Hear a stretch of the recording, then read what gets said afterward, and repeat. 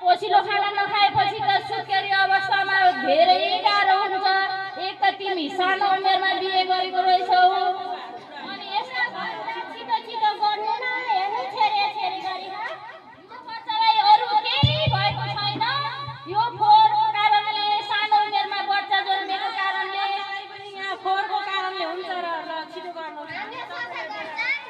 यो फोहोर सफा गर्नु अनि बच्चालाई हस्पिटल लैजानु र बल्ल ठिक हुन्छ। यो हेराउने कोराउतिर नलाग्नुहोस् है तपाईहरु। यो बच्चालाई सफा गर्नुहोस् अनि बल्ल ठिक हुन्छ। यो हेराउनेतिर छैन है म।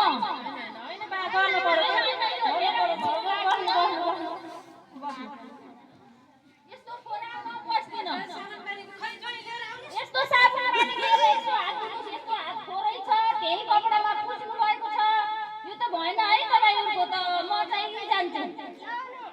मलाई हैन, उता तपाई दुईजनाले हात धुनुहोस् है साफा पानी।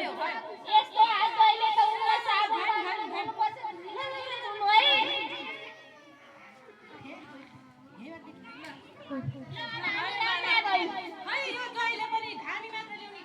भएन है, भएन। यस्तो भदै भएन भने बस्ने नै मन लाग्छ छैन। बच्चा छोरी भएन।